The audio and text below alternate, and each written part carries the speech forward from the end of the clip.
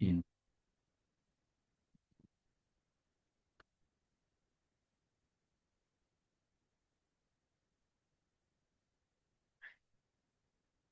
Assalamualaikum warahmatullahi wabarakatuh.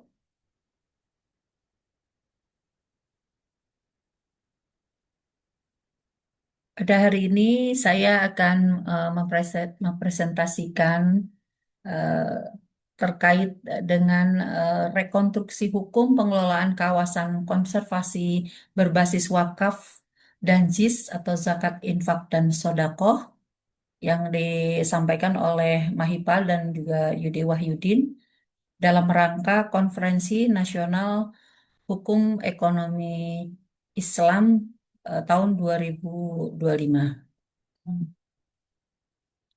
Terkait dengan presentasi ini, yaitu saya akan bahas tentang pendahuluan, kemudian landasan konseptual dan yuridis permasalahan hukum pengelolaan kawasan konservasi, model integratif wakaf, JIS untuk konservasi, kemudian arah kebijakan rekonstruksi hukum dan juga penutup.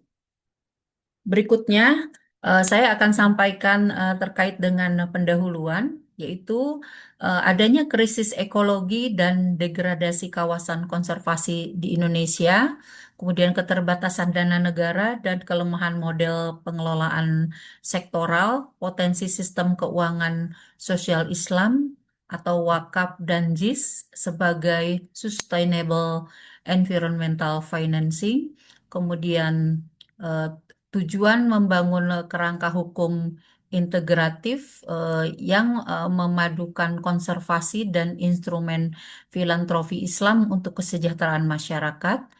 Nah, dan artikel ini menghadirkan pendekatan baru atau novelty berupa rekonstruksi hukum integratif yang memadukan filantropi Islam, yaitu wakaf dan JIS dengan hukum pengelolaan kawasan konservasi.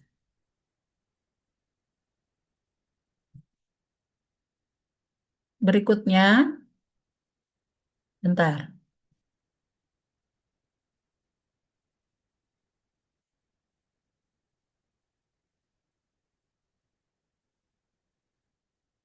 Landasan konseptual dan yuridis. Di dalam eh, presentasi ini saya akan sampaikan terkait dengan landasan dasarnya eh, dari hukum ekonomi syariah atau hukum Islam, yaitu Al-Quran surat Al-Baqarah ayat 195, 254, dan juga 267.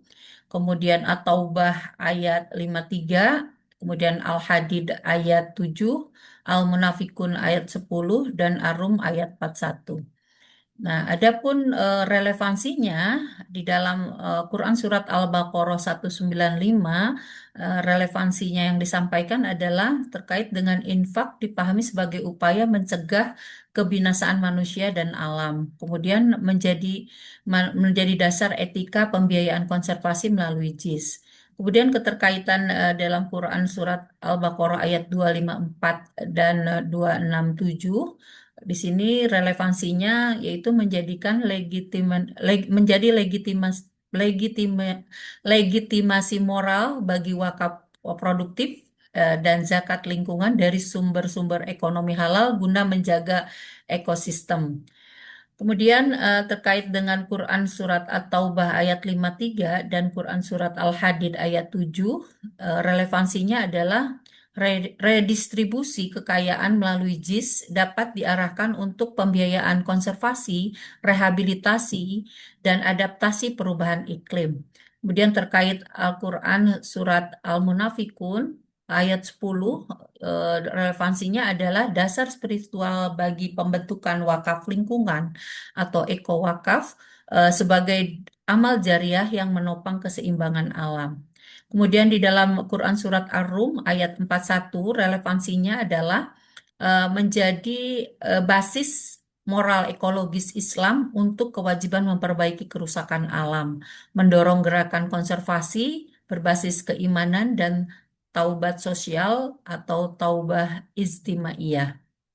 Berikutnya, dilihat dari dasar hukum positif di Indonesia, yang pertama adalah Undang-Undang Nomor 1 Tahun 2004 dan Peraturan Pemerintah Nomor 42 Tahun 2006 tentang wakaf. Kemudian Undang-Undang Nomor 23 Tahun 2011 dan Peraturan Pemerintah Nomor 14 2014 yaitu tentang pengelolaan zakat. Kemudian Undang-Undang 32 Tahun 2009 perlindungan dan pengelolaan lingkungan hidup. Kemudian yang keempat, Undang-Undang Nomor 5 Tahun 90 tentang konservasi sumber daya alam hayati dan ekosistemnya sebagaimana sudah diubah dengan Undang-Undang Nomor 32 Tahun 2004. Kemudian di sini saya akan juga sampaikan terkait dengan matrik dasar hukum positif pengelolaan kawasan konservasi. Yang pertama adalah terkait dengan peraturan perundang-undangan, yaitu Undang-Undang Nomor 1 Tahun 2004 tentang wakaf dan Peraturan Pemerintah Nomor 42 Tahun 2006. Substansi dan tujuan utamanya adalah pertama mengatur pemisahan dan pengelolaan harta untuk kepentingan ibadah dan kesejahteraan umum. Kemudian memberikan landasan hukum bagi pengelolaan wakaf secara produktif oleh Najir di bawah pengawasan Badan Wakaf Indonesia atau BWI. Adapun keterbatasan atau celah normatifnya yaitu pertama belum mencakup pengelolaan wakaf untuk lingkungan hidup dan konservasi sumber daya alam. Yang kedua, fokus masih pada bidang sosial pendidikan dan ekonomi. Kemudian yang kedua, terkait dengan Undang-Undang 23 tahun 2011 tentang pengelolaan zakat dan PP nomor 11 tahun 2014, di sini substansi dan tujuan utamanya menetapkan zakat sebagai instrumen peningkatan kesejahteraan dan pengentasan kemiskinan. Nah, kemudian keterbatasan atau celahnya ini adalah pemanfaatan zakat, infak, dan sodakoh masih terbatas pada kegiatan sosial ekonomi dan belum diarahkan untuk pembiayaan lingkungan dan konservasi. Nah, kemudian mengatur kelembagaan pengelolaan zakat melalui Basnas dan Lembaga Amil Zakat atau LAS ya. Di sini ada keterbatasannya yaitu tidak ada kategori zakat lingkungan. Berikutnya, yang ketiga dari peraturan perundang-undangan yang saya sampaikan ini adalah nomor Undang-Undang Nomor 32 Tahun 2019 tentang Perlindungan dan Pengelolaan Lingkungan Hidup atau PPLH. Adapun substansi dan tujuan utamanya adalah yang pertama menetapkan prinsip pembangunan berkelanjutan, keadilan antar generasi dan partisipasi masyarakat. Kemudian di dalam pasal 67 adanya kewajiban setiap orang menjaga kelestarian lingkungan. Kemudian pasal 70 penegakan terhadap peran masyarakat dalam pendanaan dan pengawasan lingkungan. Nah, adapun keterbatasan atau celah normatifnya ini tidak mengatur mekanisme pendanaan non-anggaran berbasis keagamaan atau sosial. Kemudian belum mengakui potensi dana syariah sebagai sumber pendanaan konservasi. Nah, di dalam undang-undang yang keempat ya di dalam Undang-Undang Nomor 5 Tahun 90 tentang konservasi sumber daya alam hayati dan ekosistemnya sebagaimana diubah dengan Undang-Undang 32 Tahun 2024 di mana substansi dan tujuan utamanya itu menetapkan prinsip-prinsip dasar konservasi dan tanggung jawab pemerintah serta masyarakat dalam menjaga keanekaragaman hayati, kemudian mengatur bentuk konservasi in situ dan ex situ. Sementara keterbatasan atau celah normatifnya adalah tidak mengatur mekanisme pembiayaan jangka panjang berbasis partisipasi sosial keagamaan, kemudian tidak memuat peran lembaga wakaf dan zakat konservasi. Berikutnya ini ada titik singgung dan peluang integrasi antar lembaga. Di mana yang pertama adalah lembaganya BWI atau Badan Wakaf Indonesia, di mana ada peran potensi dalam pengelolaan kawasan konservasi berbasis wakaf dan JIS ini. Pertama menetapkan atau sebagai penetap dan pengelola aset wakaf konservasi atau pengembangan eko wakafan, kemudian sertifikasi aset lingkungan sebagai wakaf produktif. Berikutnya adalah Basnas atau LAS, yaitu peran potensinya dalam pengelolaan kawasan konservasi berbasis wakaf di sini adalah penyaluran dana zakat dan infak untuk kegiatan konservasi, edukasi, ekologi, dan pemberdayaan masyarakat di sekitar kawasan konservasi. Kemudian KLH atau Kementerian Lingkungan Hidup dan Kementerian Kehutanan atau KKH di mana perannya yaitu penetapan kawasan konservasi, pemberian izin kolaboratif, pengawasan teknis, serta integrasi dalam sistem PPLH atau Perlindungan Pengelolaan Lingkungan Hidup Nasional. Kemudian KKP, dari KKP ini atau Kementerian Kelautan dan Perikanan, ada peran potensialnya itu adalah implementasi ekowakaf untuk kawasan konservasi laut, yaitu mangrove, lamun, terumbu karang, serta pembinaan masyarakat pesisir.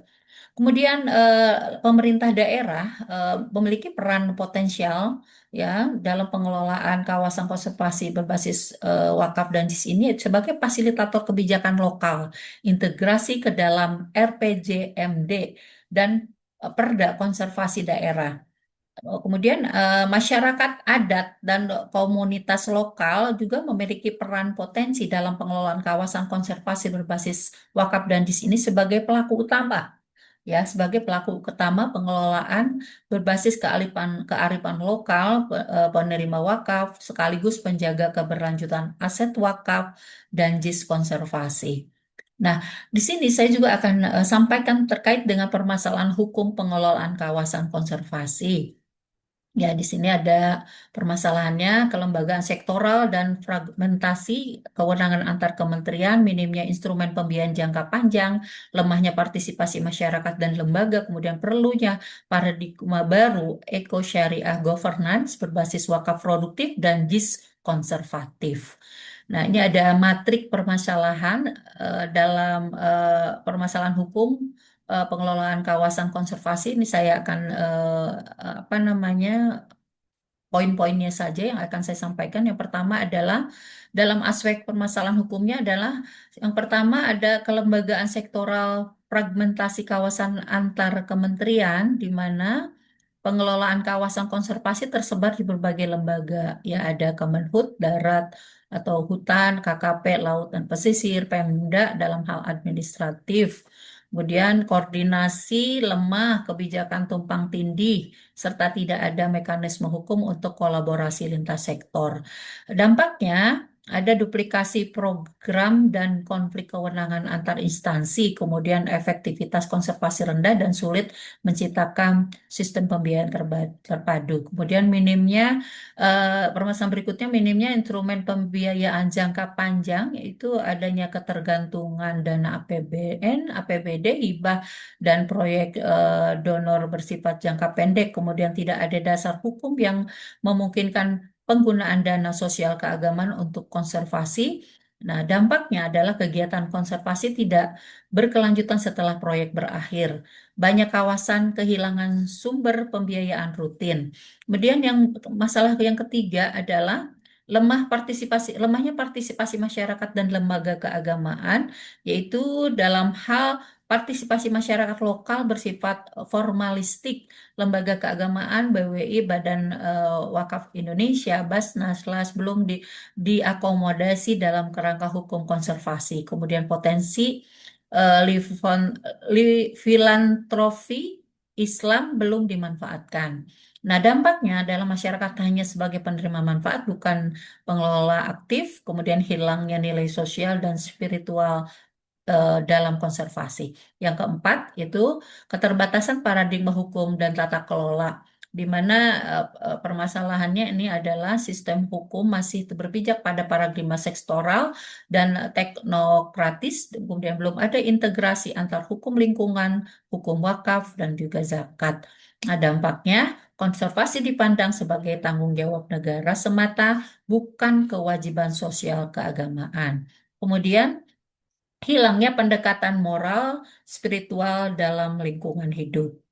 Berikutnya model integratif wakaf JIS untuk konservasi. Ini saya buat ada seperti struktur kelembagaan ya, adanya kolaborasi BWI, Basnas, KLH, KKP, KKP, Pemda, komunitas dalam joint manajemen kawasan konservasi. Kemudian ada penetapan lahan konservasi sebagai tanah wakaf ekologis atau eko wakaf properti.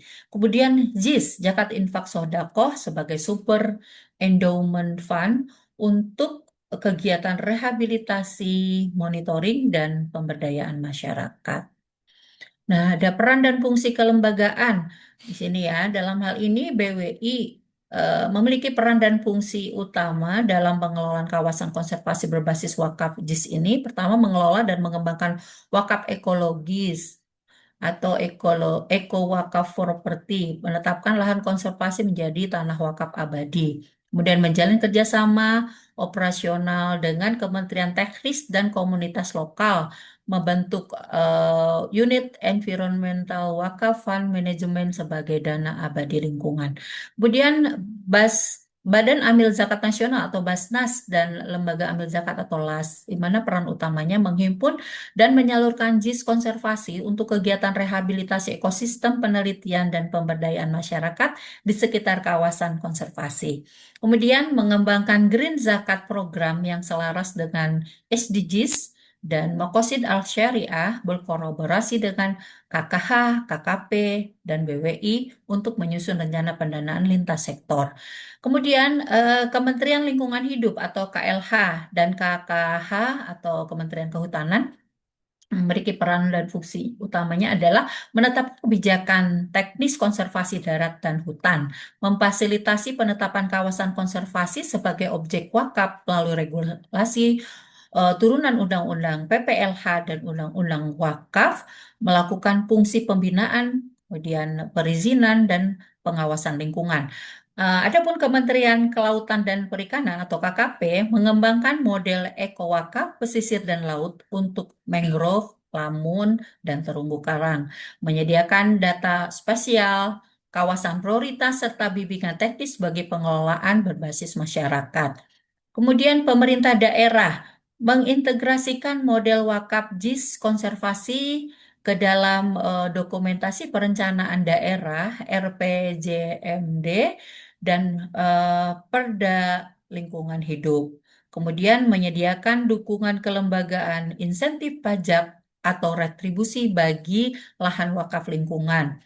Komunitas lokal dan masyarakat adat memiliki peran dan fungsi utama, yaitu berperan sebagai nazir lokal atau pengelola langsung aset wakaf konservasi, menetapkan kearifan lokal atau local wisdom dalam perlindungan ekosistem, menjadi penerima manfaat sekaligus pengawas partisipasi terhadap dana JIS konservasi. Berikutnya, ada mekanisme pembiayaan dan pengelolaan ya. Di sini saya sampaikan dibuatnya skema Cash Wakaf Link Conservation Fund. Kemudian ada integrasi program CSR dan filantropi Islam. Ada model OTAM atau orang tua asuh mangrove ya. Kemudian ada OTAL. Artinya OTAL ini adalah singkatan dari orang tua asuh lamun. Ada otak, orang tua usaha orang tua asuh karang sebagai contoh wakaf produktif lingkungan dan prinsip transparansi, akuntabilitas, partisipasi, kolaborasi, dan juga keberlanjutan. Nah, aspek hukum dan pengawasannya di mana reformasi hukum agar memungkinkan penetapan kawasan konservasi sebagai objek wakaf, adanya harmonisasi hukum Islam dan hukum nasional. Kemudian ada pengawasan oleh Dewan Pengawas Syariah dan Lembaga Audit Lingkungan. Nah, arah rekonstruksi hukumnya pertama, reformulasi norma dalam Undang-Undang Konservasi dan Undang-Undang Wakaf untuk pengakuan eko wakaf dan JIS-based conservation financing. Kemudian pembentukan peraturan pemerintah tentang wakaf dan JIS untuk konservasi alam, penguatan fungsi BWI Basnas dalam pengelola kawasan konservasi, integrasi dalam green economy dan Islamic Social Finance Policy Framework nasional. Ya, ini ada formulasi normanya dan juga bidang regulasi dan juga arah-arah kebijakan di dalam Undang-Undang 5 tahun 90 tentang konservasi SDA hayati dan ekosistemnya sebagaimana diubah dengan Undang-Undang 32 tahun 2004. Ini arah-arah reformulasi norma dan substansi baru. Yang pertama, penambahan norma pengakuan ekowakaf properti sebagai salah satu bentuk kawasan konservasi berstatus sosial keagamaan. Kemudian penegasan peran lembaga wakaf dan zakat sebagai mitra pemerintah dalam pengelolaan konservasi berbasis masyarakat. Kemudian pencantuman pendanaan sosial keagamaan sebagai sumber sah pembiayaan konservasi. Kemudian terkait bidang regulasi lain yaitu Undang-Undang 41 tahun 2004 tentang wakaf. Ini ada arah reformulasi norma dan substansi barunya adalah penambahan kategori wakaf lingkungan atau ekowakaf dan wakaf sumber daya alam. Peraturan mekanisme konservasi lahan konservasi menjadi objek wakaf permanen dengan izin negara. Kemudian penetapan dana abadi wakaf lingkungan atau Environmental Wakaf Fund sebagai instrumen investasi sosial berkelanjutan. Dalam Undang-Undang 23 tahun 2011 tentang pengelolaan zakat, ya arah reformulasi norma substansi barunya yaitu pengakuan konservasi lingkungan sebagai bagian dari kategori fisabilillah dalam pendistribusian zakat. Kemudian pengaturan pembentukan Green Zakat Fund dan mendukung kegiatan konservasi dan mitigasi perubahan iklim. Ini ada terkait dengan pembentukan ya, pembentukan peraturan pemerintah tentang wakaf dan JIS untuk konservasi alam.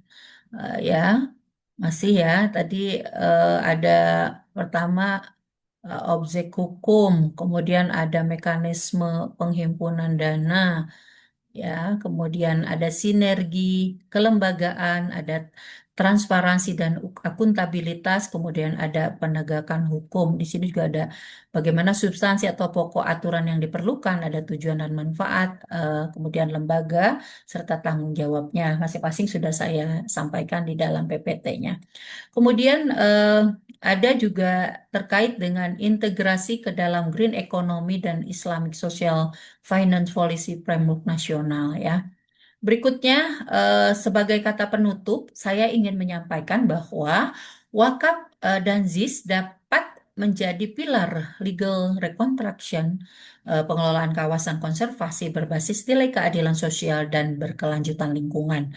Melalui pengakuan hukum terhadap eco-wakaf property dan ZIS-based conservation financing, sistem hukum nasional akan memperoleh sumber daya sosial ekologis yang kuat dan mandiri.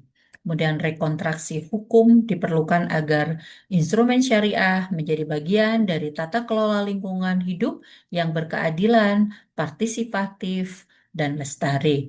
Kemudian yang berikutnya adalah perlu dilakukan reformulasi norma dalam Undang-Undang Konservasi, Undang-Undang Wakaf, Undang-Undang Pengelolaan Zakat yang diikuti dengan penyusunan peraturan pemerintah tentang wakaf dan JIS untuk konservasi alam.